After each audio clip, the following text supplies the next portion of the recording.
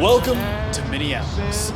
The skies are turning clear, the April showers will bring May flowers. There are jobs aplenty and land is cheap. And who knows, maybe you'll even be able to make your dream project, make a movie, become famous. Yes sir, life in Minneapolis is pretty good. At least, that's what they want you to believe. But if you're not careful, paradise could swallow you up.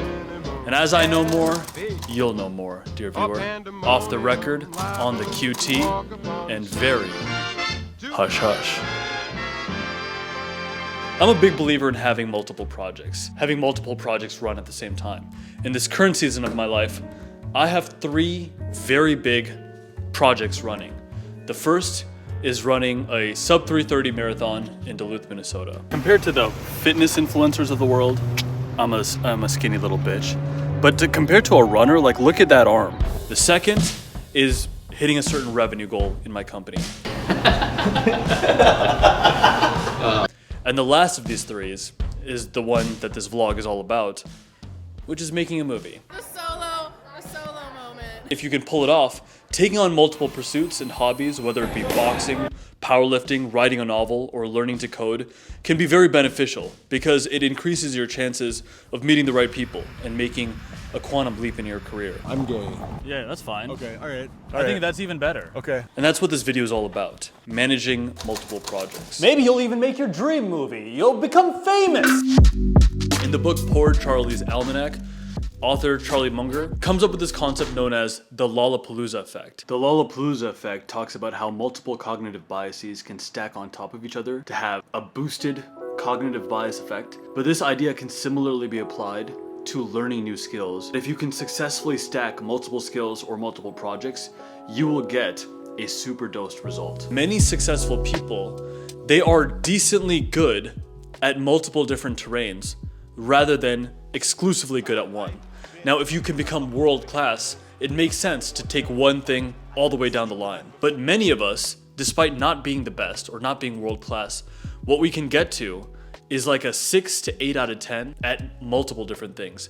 And I found that the results that you get as a normal person, as a non-elite, non-world class person, become substantially better when you become 7 out of 10 at lots of different things. So it's worthwhile to have multiple projects running. And this was supposed to be a double, this was supposed to be a speed session. 400 or 800 mile repeats, but the truth is, like, I have to be smart. I feel like if I do this today and if I push it, then I might injure myself, I might get sick. Sometimes you gotta slow down to speed up.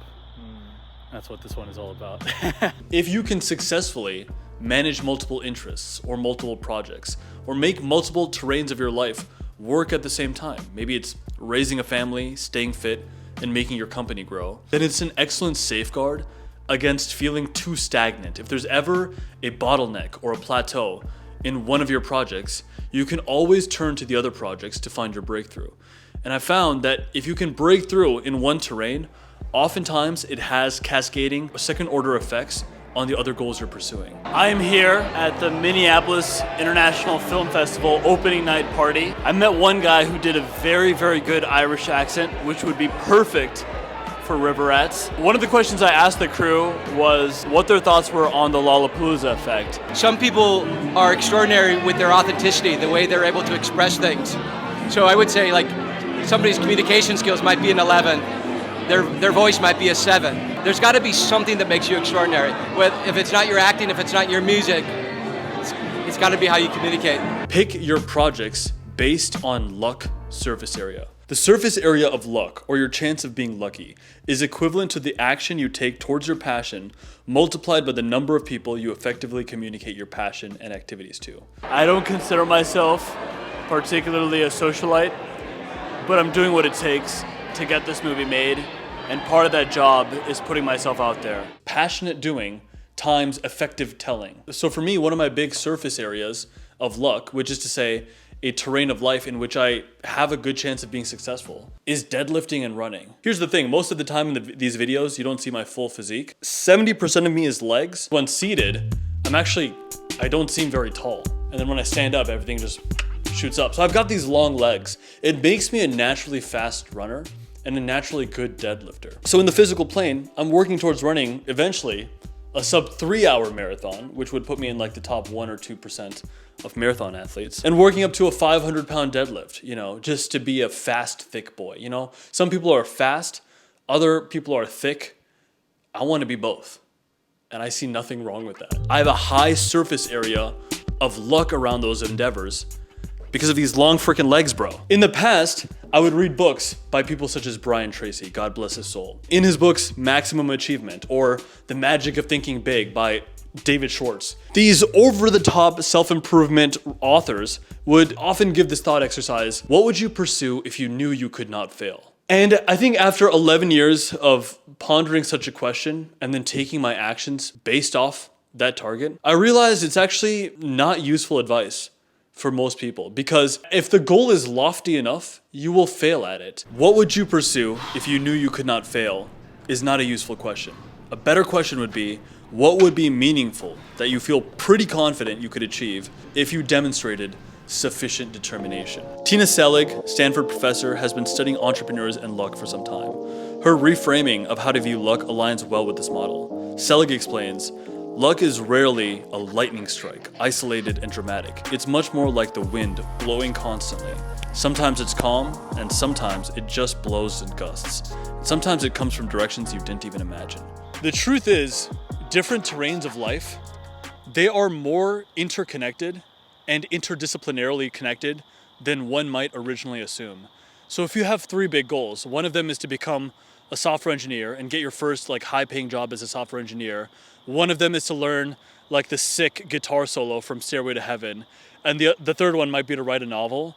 If you feel that the goal that you're most readily able to accomplish is actually the guitar solo, even if the goal that would make the biggest difference in your life is learning to code and getting the software engineering job, if you really feel that learning Stairway to Heaven is more attainable for you, then I genuinely feel that that is the first target you should set. That should be your first goal. And then, of course, you should still be applying to jobs, but chase that guitar solo first.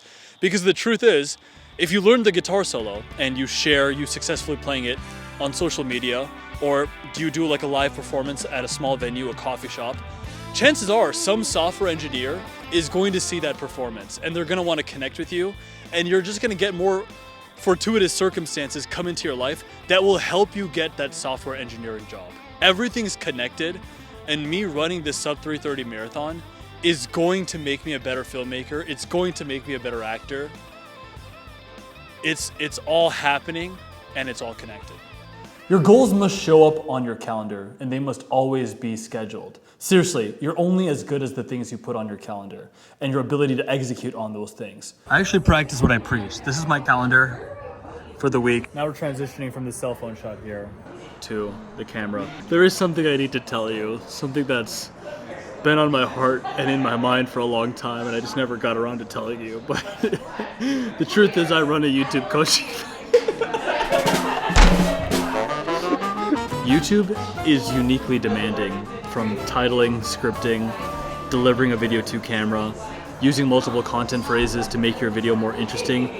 YouTube is very demanding, and yet the potency of building a personal brand cannot be denied. So if you're curious about what working with me might look like, the first link in the description box below has a questionnaire that you can fill out, and we can get on a conversation to see if you're a good fit for the program.